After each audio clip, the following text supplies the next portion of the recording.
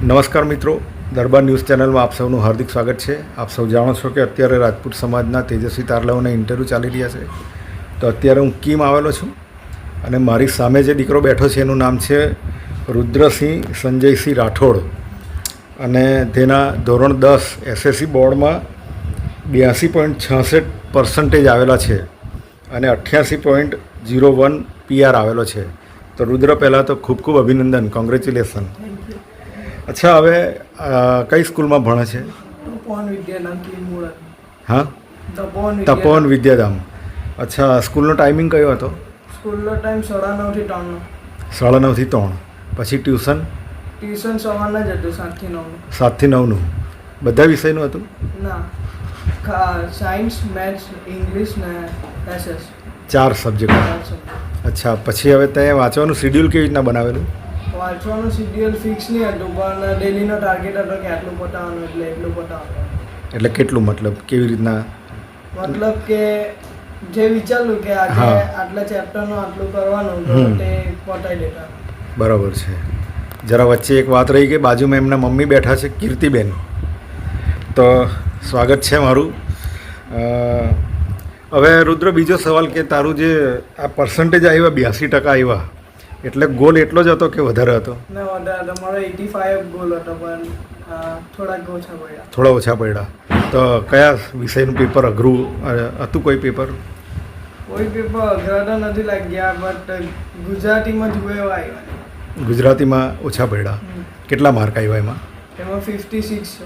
અચ્છા, સૌથી highest mark કયા સબ્જેક્ટમાં? હાઈએસ્ટ માર્ક્સ ઇંગ્લિશમાં છે 92. 92? 80માંથી 72. અચ્છા, ઓકે.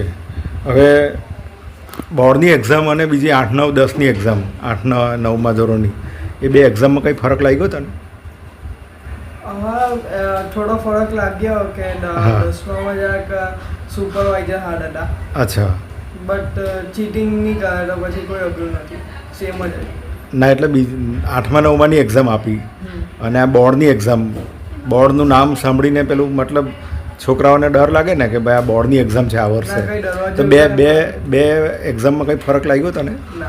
કંઈ નહીં, એક્ઝામ તો સેમ જ હોય એમ ને? બરાબર છે, પણ બોર્ડનું નામ એટલે વિદ્યાર્થીઓ ડરતા હોય. ઓકે, હવે આગળ કયા દિશામાં કેરિયર બનાવવાની ઈચ્છા છે? મેથ્સ કરવાનું છે, સાયન્સ. હા. પછી ત્યાર પછી 12 પછી મેં આઈટીમાં જવા. આઈટીમાં એટલે કોમ્પ્યુટરના ફિલ્ડમાં જવું છે?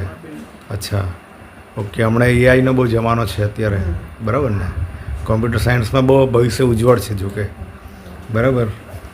ઓકે, હવે કીર્તિબેનને એક સવાલ પૂછું કે આ રુદ્રના ખૂબ સારા પર્સન્ટેજ આવેલા છે, તો એને કોઈ દિવસ વાંચવા ઉઠાડવો પડ્યો હોય, બેસાડવો પડ્યો એવું કંઈ ટોકટાક? એવું એની રીતના જ મહેનત કરી છે? બરાબર. હવે સવારે રુદ્ર કેટલા વાગે ઉઠે રોજ? સવારે રોજ તો નહીં ઉઠતો, બટ જ્યારે એક્ઝામ હોય ને, એક્ઝામ પછી કહે ને, ત્યારે મેં 4 વાગે, 3 વાગે કે 5 વાગે ઉઠી જતા. બરાબર, પણ ફિક્સ ટાઈમ કોઈ નહીં એમ? ફિક્સ ટાઈમ કોઈ નહીં. બરાબર છે. અને રાતના મોડે સુધી કેટલા વાગ્યા સુધી જાગે છે? રાતના મોડે 11 કે 12 વાગ્યા સુધી સૂઈ જાય. બરાબર છે. એટલે ઉઠીને વાંચે છે. ચાલ, હવે 10મું તો પાસ થઈ ગયા. 11મામાં શું ટાર્ગેટ છે હવે? 11મામાં ટાર્ગેટ છે બધા કે 11 સાયન્સ હાર્ડ હોય છે અને મેં ઘણા બધાને જોયા છે કે ટકા બી ઓછા આવે છે, એમાં પહેલેથી જ મહેનત કરવાનું. બરાબર, પણ 80 અપ આવશે 11મામાં? કેટલાનો ટાર્ગેટ છે? 85, 90? 80 અપ કે 82 નો ટાર્ગેટ છે, જે 10મામાં આવ્યા એના કરતાં વધારે આવે. બરાબર છે, બરાબર છે. પણ જે વીક સબ્જેક્ટ છે તારા, મતલબ ગુજરાતી કે લેંગ્વેજના જે પેપર છે, એમાં વધારે મહેનત કરવી પડશે આ વખતે, બરાબર ને? ઓકે, ચાલો, ખૂબ ખૂબ અભિનંદન, કોંગ્રેચ્યુલેશન. અને જે દિશામાં તું કેરિયર બનાવવા માંગે છે કોમ્પ્યુટરના ફિલ્ડમાં, એમાં ખૂબ આગળ વધે, ખૂબ પ્રગતિ કરે, મમ્મી પપ્પાનું નામ રોશન કરે, સમાજનું નામ રોશન કરે, એવી હાર્દિક શુભેચ્છા. Thank you.